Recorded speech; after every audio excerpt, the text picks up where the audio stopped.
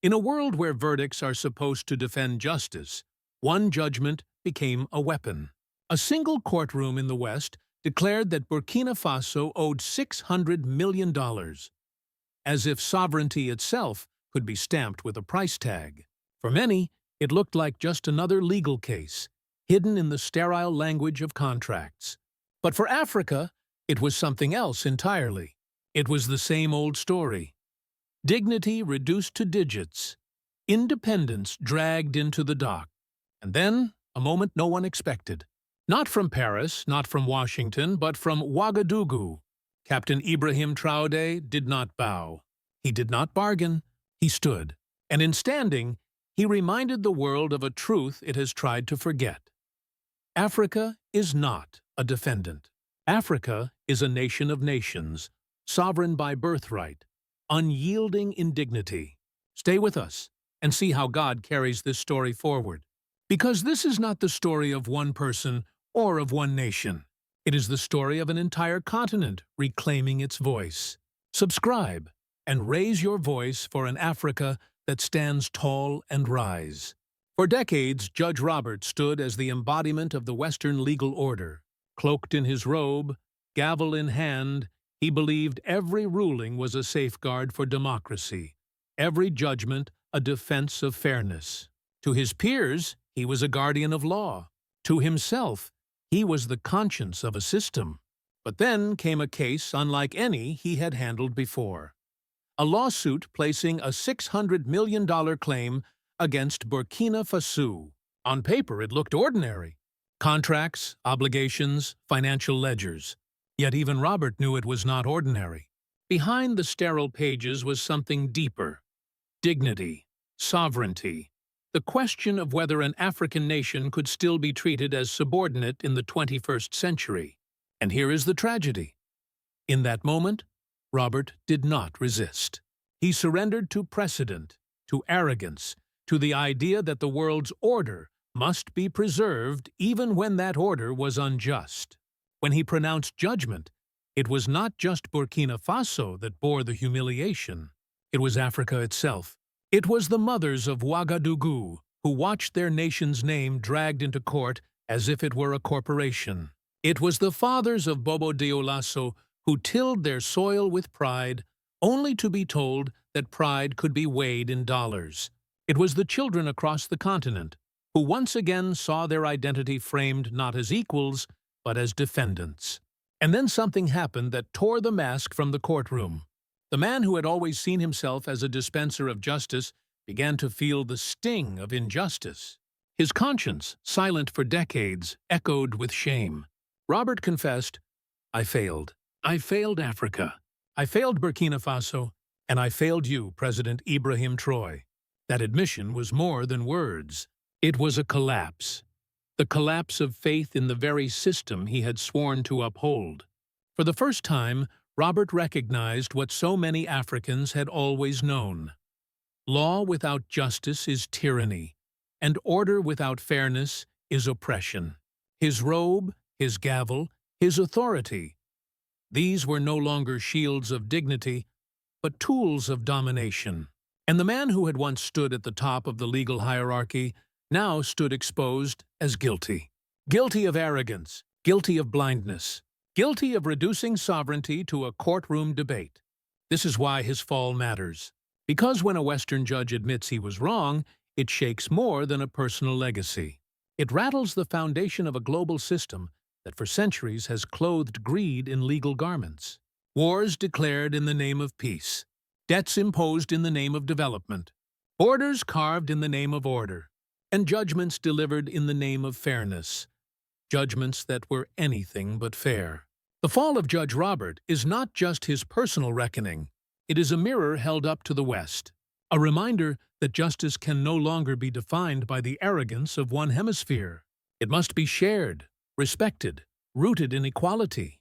And if that means a robe must be shed, if that means a gavel must be silenced, then so be it. Because dignity, especially African dignity, is not a clause in a contract. It is a birthright that no judgment can erase. When the $600 million judgment was announced, many in the West believed it would crush Burkina Faso. Analysts predicted collapse. Commentators described the nation as too fragile to resist. Newspapers carried headlines that painted Captain Ibrahim Traoré as reckless, unprepared, doomed to bend beneath the weight of international law. But what unfolded shocked them all. Instead of retreat, there was defiance. Instead of silence, there was a voice. Captain Ibrahim Traoré stood before his people and declared what few dared to say. Burkina Faso would not bow. It would not accept humiliation disguised as legality. It would not negotiate away the dignity of its citizens for the comfort of Western approval. The streets of Ouagadougou erupted. Young men and women poured out, carrying portraits of Traoré above their heads. Their chants shook the city. Not chants of hatred, but chants of pride. Not the bitterness of a defeated people, but the dignity of a nation refusing to be defined by foreign courts. Across Africa, from Dakar to Dar es Salaam, the image spread like fire. Traoré became more than a president. He became a symbol. Western observers watched in disbelief. They had assumed Burkina Faso was isolated, a small nation without allies. They assumed the judgment would force compliance. But the opposite occurred. Instead of isolation, solidarity bloomed. Instead of silence, unity thundered. From university halls in Ghana to village squares in Nigeria, people echoed the same words. If Burkina Faso stands, Africa stands. And this is where the arrogance of the West collided with the reality of Africa. For too long, they had mistaken sovereignty for submission. They thought pressure could force obedience. They thought money could measure dignity. But when Captain Traoré refused to bend, he exposed the weakness of that arrogance. The gavel of the West struck, and Africa did not flinch. The scene was unforgettable. A young leader, barely in his 30s, holding steady against a global system that had humbled so many before him. They expected him to bow. He did not. They expected him to break. He did not. They expected him to disappear into silence. He did not. Each refusal became a declaration. Each act of defiance a reminder that the chains of the past no longer held. And in that defiance, ordinary Africans saw themselves. Farmers in Burkina Faso, teachers in Kenya, mothers in Nigeria, students in South Africa. They all recognized something familiar. The same courage that had carried their ancestors through centuries of chains, humiliation, and exploitation. This was not just politics. This was memory. This was history being reclaimed in real time. It is easy for Western media to dismiss a leader as reckless. It is harder to dismiss millions who see in him their own dignity. That is why the story of Burkina Faso latest news is not simply the story of one president resisting a judgment. It is the story of an entire continent beginning to rise, beginning to insist that justice without respect is no justice at all. If you believe God is moving, type, God bless Africa. History has always been a battlefield, not only of weapons, but of memory. For centuries, Africa's story was written by others, carved into treaties, dictated in courtrooms, and recorded in books that often ignored African voices. Yet every generation, somewhere, somehow, Africans rose to reclaim their place. What we are witnessing now with Captain Ibrahim Traoré is part of that long arc, what scholars call the Century of Reclamation. This idea of reclamation is not new. African Americans know it well. From Montgomery to Harlem, from the bus boycotts to the March on Washington, the struggle was always about reclaiming dignity. The civil rights movement was not just a fight for seats on buses or votes in elections. It was a reclamation of humanity, a refusal to be treated as less than equal. And across the Atlantic, Africa's own liberation movements echoed that same rhythm. But here lies the difference. In the past, reclamation often ended halfway. Independence was declared, but debts still chained economies. Flags were raised, but foreign companies still owned the soil beneath them. Constitutions were written, but foreign courts still claimed jurisdiction over African leaders. Freedom came, but it came with conditions. That is why the current moment feels different. When Captain Ibrahim Traoré stood against the $600 million lawsuit, It was not simply a legal objection. It was an act of reclamation.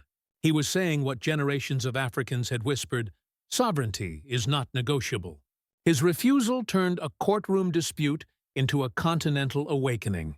And that is why African youths, from Accra to Addis Ababa, marched with his portrait. Not because they worshipped the man, but because they recognized the mission.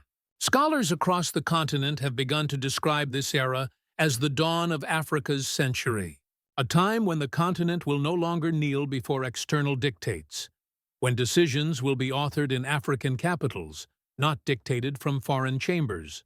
They call it the Century of Reclamation, the century when Africa no longer pleads for dignity, but demands it. And here is where the resonance deepens for African Americans over 60 years old. You lived through the echoes of another century of reclamation. You remember the sermons of Martin Luther King Jr., the fire of Malcolm X, the songs of Nina Simone. You remember how dignity was not handed to you. It was seized through courage, unity, and sacrifice. Today, across the ocean, you are watching another people stand tall in that same spirit. Captain Ibrahim's latest news has spread far beyond Burkina Faso. His speeches are translated in Dakar, replayed in Lagos, analyzed in Johannesburg, in Harlem cafes, in Detroit church halls, in Atlanta community centers. Elders nod with recognition. They say, "We have seen this spirit before." Because in Traoré's defiance, they see the continuation of their own unfinished struggle. The reclamation is not only political, it is spiritual. It is a declaration that Africa will not accept a world where Western patriotism is called noble, but African sovereignty is called defiance. It is a proclamation that the time for half-freedoms is over. And it is a reminder that every march, every chant, every refusal is part of the same long story. A story of a people who refuse to forget their worth. This is why the moment matters, because reclamation is contagious. When one nation reclaims dignity, others follow. When one leader refuses to bow, millions rise. And when one century is named for reclamation, it becomes a prophecy, not just for Africa, but for all people who still believe in justice. Apologies in politics are rare. Apologies in law are rarer still. For a judge, especially a Western judge, to stand before the world and confess fault is almost unheard of. Yet, that is precisely what Judge Robert did.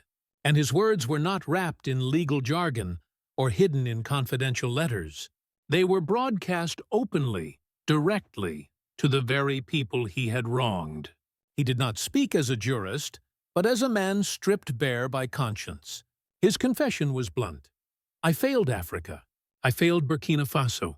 I failed you, President Ibrahim Traoré. With those words, the robe fell away, and the gavel became silent. The symbols of authority that once shielded him now stood as relics of arrogance. What remained was a man confronting his own guilt. Why does this matter? Because apologies from the powerful carry a weight beyond the individual. They expose the fragility of the system. When Robert admitted guilt, he was not just condemning himself. He was condemning a tradition that for centuries clothed domination in the garments of law. He was exposing how international courts, treaties, and judgments often mask injustice rather than correct it. For Africans, the apology carried a bittersweet echo. They had heard such words before. Colonizers expressing regret, leaders offering sorrow, institutions promising reform. Too often, those apologies were empty, unaccompanied by change. And so many asked, why should this one be different? The difference lies in its vulnerability. Robert did not hide behind excuses. He did not call it an error of procedure. He called it what it was: arrogance, blindness, betrayal of justice. That vulnerability resonated because it reflected a truth long spoken across Africa, that the West's authority has often been nothing more than domination clothed in order. And yet the apology was also more than vulnerability. It was symbolic. It was a confession that the old balance of power is crumbling. If a judge of the West can stand and say, "I was wrong," then the myth of infallibility is broken. And when myths break, change becomes possible. The apology also carried a spiritual way. To many elders across Africa and the African diaspora, it echoed the language of confession and redemption. A man confronting his sins, not in private, but before the congregation of nations. A judge passing sentence, not on another, but upon himself. Guilty of arrogance, guilty of blindness, guilty of failing to respect the sovereignty of Africa. In that declaration, there was not only shame, but also the possibility of rebirth. Still, an apology cannot rewrite the past. It cannot erase the humiliation of being dragged into a foreign courtroom. It cannot restore the dignity stolen in words that treated a sovereign nation like a corporation. But it can mark a beginning. It can plant a seed in the conscience of others who still wield gavels, still draft judgments, still cling to the arrogance of precedent. And perhaps that is its true weight. Not that it redeems Robert, but that it challenges others. If he, a guardian of the system, can admit fault, then what excuse remains for silence? If he can confess wrong, then what prevents others from acknowledging the injustice of debt traps, resource plunder, and imposed laws? Justice without respect is no justice at all. Those words, spoken in apology, may yet outlive the man who confessed them. For they are not simply an admission of guilt, they are a reminder that law without humanity is tyranny, and dignity denied is dignity reclaimed. History will remember the lawsuit not for its numbers, but for its consequences. $600 million was the headline. But the true weight lay in the question it forced upon Africa. What future will we choose? For too long, Africa's choices were framed by others. Colonizers decided borders. Foreign lenders decided debts. Western courts decided sovereignty. But when Captain Ibrahim Traoré refused to bend before the gavel of the West, a new possibility was born. For the first time in generations, Africa was not simply reacting. Africa was deciding. That decision was not made in silence. It was heard in the streets of Ouagadougou, where young men and women carried portraits of their leader. It was echoed in villages and towns across the continent, where farmers, teachers, and elders spoke with pride. It was felt in the diaspora, in Chicago churches, in London gatherings, in Caribbean squares, where people of African descent lifted their heads and said, "Africa is standing again." The choice is not easy. Pressures mount from every direction: political, economic, military. Nations richer and stronger try to paint resistance as recklessness, sovereignty as defiance, and unity as a threat. But the reality is clear. Africa is no longer waiting for permission. It is writing its own chapter, and the pen is now firmly in African hands. Judge Robert's apology, for all its shame and confession, revealed a truth that cannot be ignored. The world is shifting. The structures of domination that once seemed permanent are beginning to crack. The arrogance of precedent, the tyranny of international order, no longer command unquestioned obedience. And in their place stands a continent with the youngest, largest generation in its history. A generation that refuses to kneel. This is why the story of Captain Ibrahim Traoré matters. His resistance was not only for Burkina Faso's latest news, it was for Africa's tomorrow. His refusal became a mirror for millions who had long believed their dignity was negotiable. He proved that sovereignty is not granted by treaties or upheld in foreign courts. Sovereignty is lived, defended, and proclaimed by a people who know their worth. The future Africa chooses will not be written in Brussels or Washington. It will be written in Ouagadougou, in Accra, in Lagos, in Johannesburg. It will be written by the voices of young Africans who declare that their destiny is no longer a clause in someone else's contract. It will be written by elders who pass down the memory of chains, not to bind the next generation, but to remind them never to wear them again. And it will be written by all of us who dare to ask, will Africa remain the stage for others' power plays, or will it become the author of its own destiny? Will the continent continue to kneel at tables of arrogance, or will it rise to set its own? Will history remember this century as one of domination prolonged, or as the century of reclamation fulfilled? The answer depends not only on leaders, but on people. On those who march, who speak, who refuse to be silenced. On those who recognize that every step of dignity taken today becomes the foundation for tomorrow. Africa can choose silence, or Africa can choose to rise. And if this generation holds fast, if it keeps standing, then the verdict of history will be clear. The future belongs to Africa. We are not here by accident. We are here by purpose. Say it with faith. Africa rise. This story began with a gavel striking in a Western courtroom, but it ends with a continent rising. The judgment sought to place a price on sovereignty.